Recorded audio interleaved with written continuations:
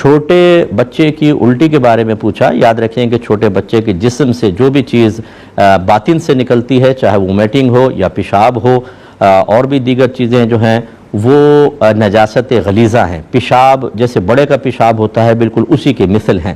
تو یہ الٹی وومیٹنگ جو بچہ دودھ کی بعض اوقات سفید دودھ کی الٹی کر دیتا ہے جب پیتا ہے، یہ بھی نجاست غلیظہ ہے اور پیشاب کی مثل ناپاک ہے۔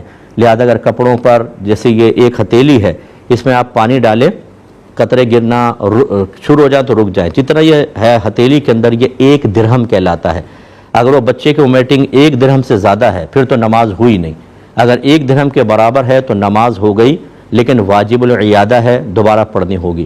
اور اگر 1 درہم سے کم تھوڑی بہت الٹی لگی ہوئی تھی، نماز ہو جائے گی، خلاف سنت ہوگی، ثواب میں کمی ہوگی، لیکن نماز کے لوٹانے کی حاجت نہیں ہے۔ اور اس میں بھی افضل اولا یہی ہوتا ہے کہ پہلے صاف کیا جائے۔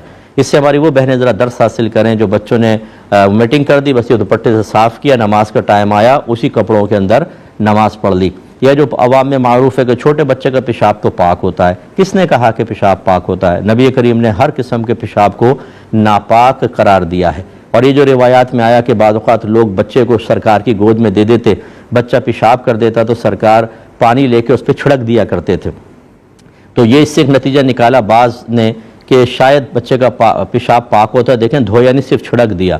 علماء نے فرمایا کہ یہ اصل میں صرف اس وقت معمولی سی اسمیل کو ختم کرنے کے لیے تھا۔ یہ کہاں ثابت ہوا کہ سرکار نے بعد میں نہیں دھویا تھا؟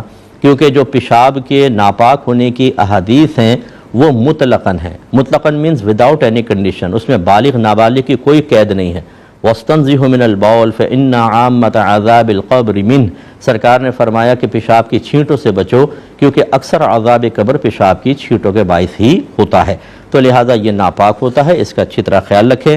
میری کتاب طہارت کے مسائل اور احکام خرید لیں، یہ بیسٹ بک ہے طہارت کے مسئلے پر۔ عوامی لحاظ سے طہارت کا شاید کوئی ضروری مسئلہ ایسا نہیں ہوگا جو آپ کو عام فہم طریقے سے اس کتاب میں نہ مل جائے، ضرور گھر میں رکھیں۔